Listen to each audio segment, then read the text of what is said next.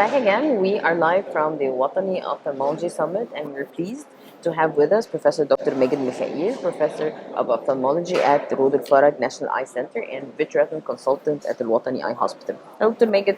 Hello.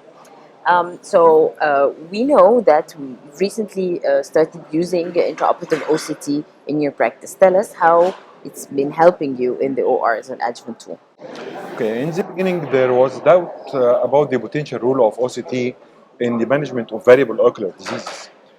And there was a belief that the clinical examination was much better and superior to the OCT. But nowadays, OCT has been proved and shown to be superior to and much better than the clinical examination in the management and in the therapeutic decision making as regard to the anatomical and the pathological configuration for variable eye diseases.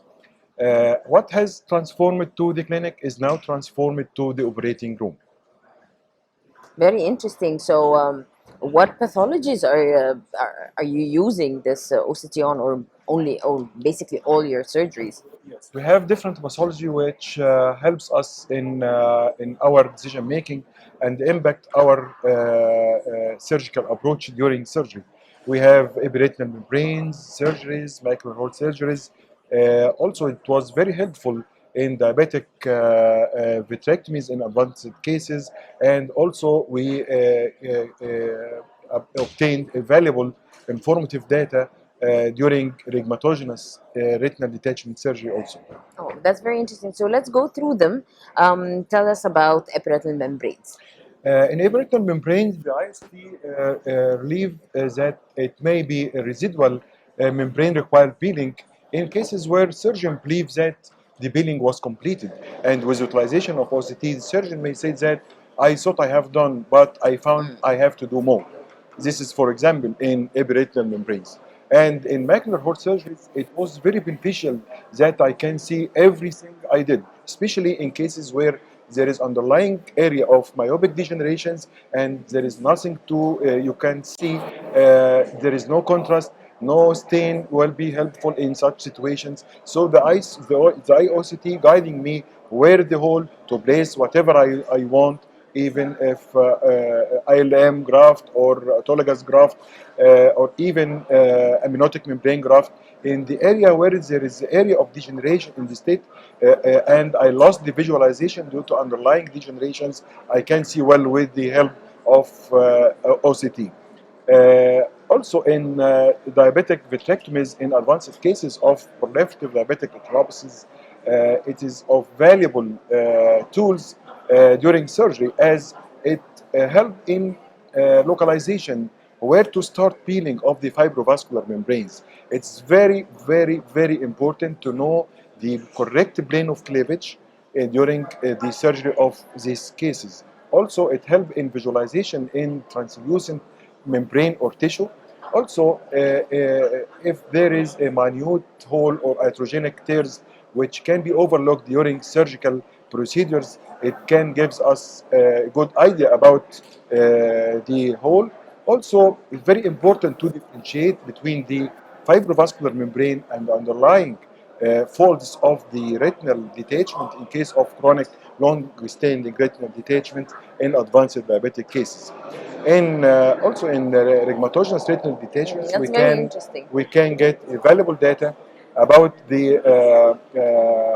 if there is retinoschisis, for example, or is it a retinal detachment, especially if there is attractional elements. Also, we can get valuable data during rheumatogenic retinal detachment surgery, as I found in many cases there was a residual fluid even after flattening of the retina with BFO. This is comparable to the study of the IOST about the value of OCT, which determines that 50% of cases there is still fluid there, is still fluid at the end of surgery. This gives us about if I leave some fluid at the end of surgery, it will be not harm to the patients as the fluid will be absorbed by choroidal pump as long as the detachment, the tear causing detachment is completely tamponading and laser, and any membrane around will be relieved as well. This is actually affect the decision making of surgeon during surgery, and thus helping to optimize the surgical outcome. Oh, very interesting. So, do we have any tolerance for subretinal fluid in rhegmatogenous detachments, or do we prefer for all cases to be completely dry by the end of surgery? For myself, I usually like to completely dry the retina at the end of surgery. But Good. if it is obviously, and I feel that I completely dry when I using IOST, I found still fluid there, Mm. even in case of fresh detachment, even with flattening with BFO, I found with the aid of OST that there was a film of fluid Mhm. present still. This means that even I feel that I flatten the retina.